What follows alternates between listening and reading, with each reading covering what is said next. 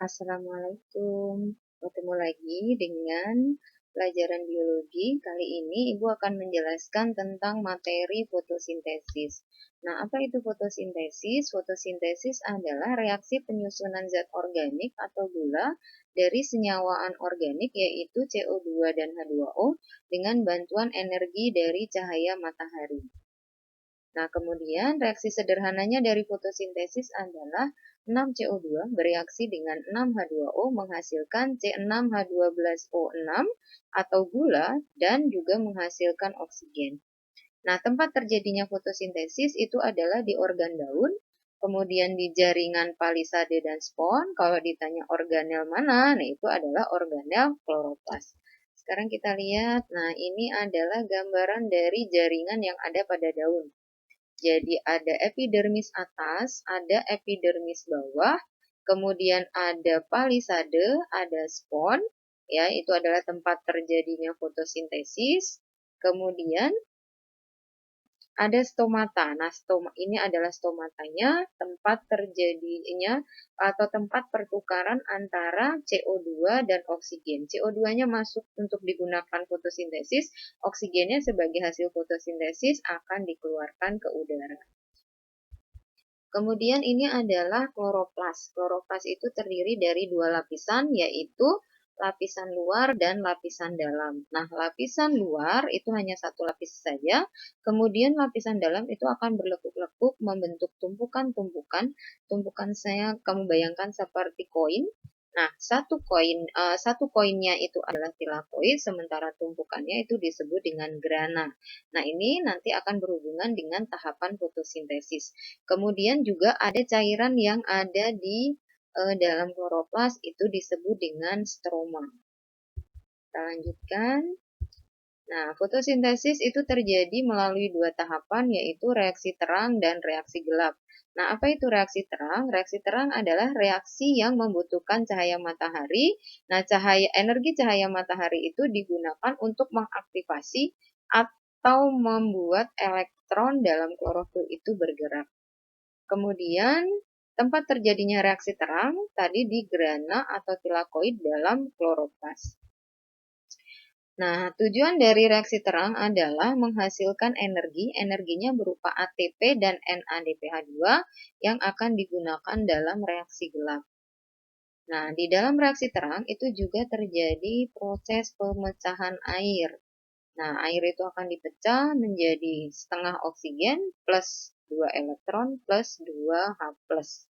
Selanjutnya, kita lanjut ke reaksi gelap. Reaksi gelap adalah reaksi yang tidak membutuhkan cahaya matahari.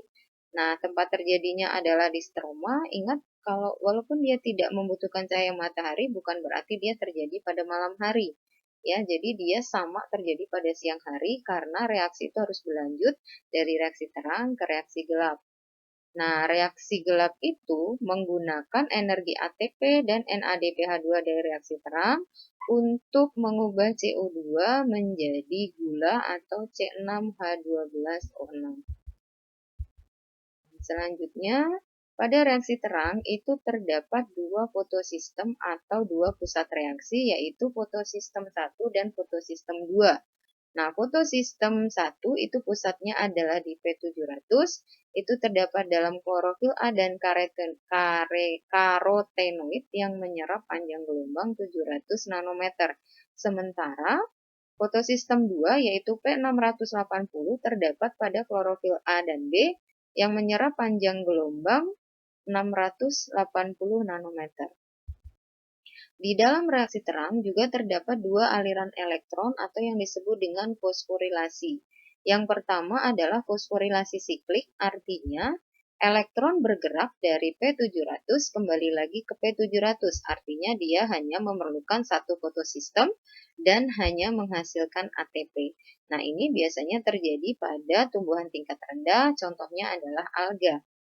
Kemudian yang kedua adalah fosforilasi non-siklik, yaitu elektron bergerak dari P680 ke P700. Artinya, dia memerlukan dua fotosistem, yaitu fotosistem 1 dan 2. Yang dihasilkan dalam fosforilasi non-siklik adalah ATP, NADPH2, dan oksigen. Nah, ini biasanya terjadi pada tumbuhan tingkat tinggi.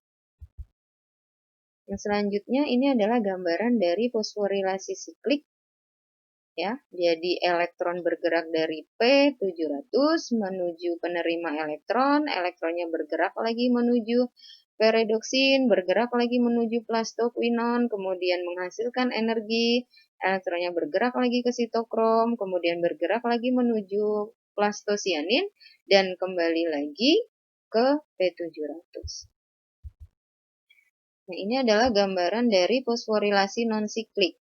Nah, kalian perhatikan ada foton atau energi cahaya matahari. Nah, itu membuat elektron pada P680 bergerak, tereksitasi, melompat, diterima oleh penerima elektron, kemudian diterima oleh plastoquinon, diterima oleh sitokrom, sama ya, dia menghasilkan energi, kemudian diterima oleh plastosianin, kemudian diterima oleh P700, elektron dalam P700 melompat, diterima oleh peredoksin, kemudian diterima oleh NADP+. Nah, kemudian di sini ya, ada pemecahan air. Ya, ada pemecahan air di sini. Pemecahan air ini berguna, ingat lagi ya, pemecahan air itu dia menghasilkan setengah oksigen, kemudian elektron, dan 2H+. Nah, yang 2H+-nya itu digunakan untuk membentuk NADPH2. Kemudian elektronnya digunakan untuk mensuplai elektron yang ada di P700. Sehingga fosforilasi non-siklik itu dapat berjalan terus-menerus. Ya. Nah, kemudian kalau ditanya berarti fosforilasi non-siklik menghasilkan apa saja? Yang dihasilkan adalah ATP, NADPH2, dan oksigen. Nah, sekarang kita bahas reaksi gelap. Reaksi gelap itu terjadi melalui 3 tahapan.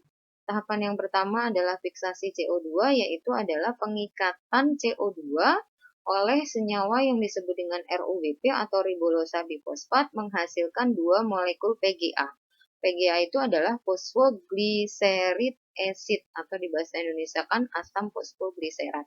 Kemudian tahapan yang kedua adalah reduksi. Reduksi itu adalah pengubahan PGA menjadi PGAl dengan bantuan ATP dan NADPH2 dari reaksi terang.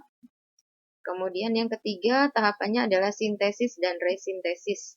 Nah, di tahapan ini adalah pembentukan gula dan RUBP. Nah, untuk membentuk gula dan RUBP itu diperlukan 6 kali siklus.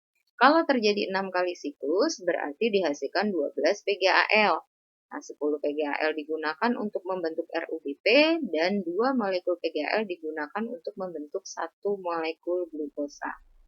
Nah, ini adalah gambaran bagan yang dijelaskan tadi ya.